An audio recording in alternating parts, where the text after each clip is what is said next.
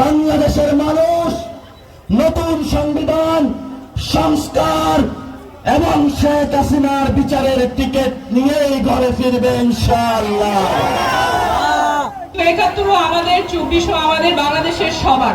আমরা সকল দল, বিএনপি জামাত থেকে শুরু করে যারা বিভিন্ন সময় কোনো দল করে নাই, রাতে রাতের খাত থেকে বাংলাদেশের খুনি বাহিনী তাদেরকে নিয়ে গিয়েছিল, জেলে পড়েছিল, লাশ সাগরে ভাসিয়ে দিয়েছিল।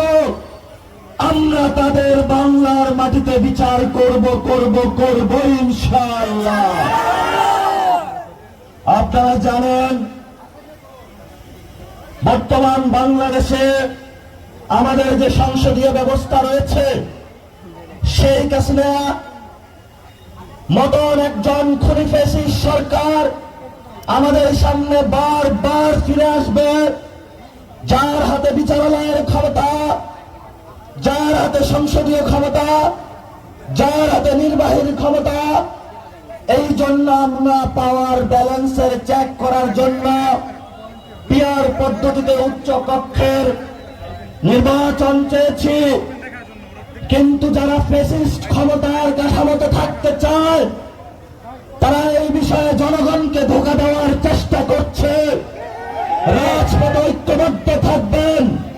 বাংলাদেশের মানুষ নতুন সংবিধান সংস্কার এবং শেখ হাসিনার বিচারের টিকিট নিয়েই ঘরে ফিরবে ইনশাআল্লাহ।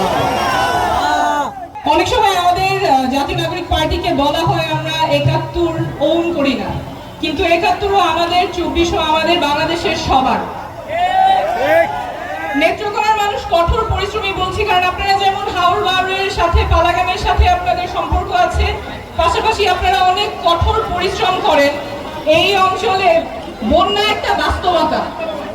বন্যা হঠাৎ হয়, অকস্মাৎ হয় এমন না।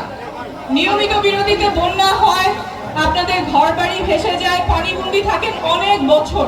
রাষ্ট্রের যেই ধরনের সাপোর্ট আপনাদের দেওয়া দরকার ছিল, দেওয়া প্রয়োজন, এখন ২০২৫ সালে এসে বন্যা মোকাবেলা করার জন্য আমাদের রাষ্ট্র থেকে যে ধরনের ব্যবস্থা নেওয়া প্রয়োজন সেটা এখন পর্যন্ত হয় নাই।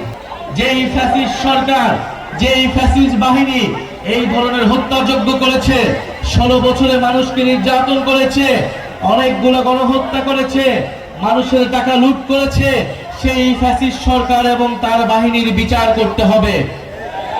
আমরা শেখ হাসিনা সহ আওয়ামী লীগের যারা বিভিন্ন সন্ত্রাসীরা রয়েছে তাদের বিচারের দাবিতে আমরা রাজপথে নেমেছি এবং দেশব্যাপী সংস্কারের দাবিতে আমরা নেমেছি এবং একটা নতুন সংবিধানের দাবিতে আমরা নেমেছি।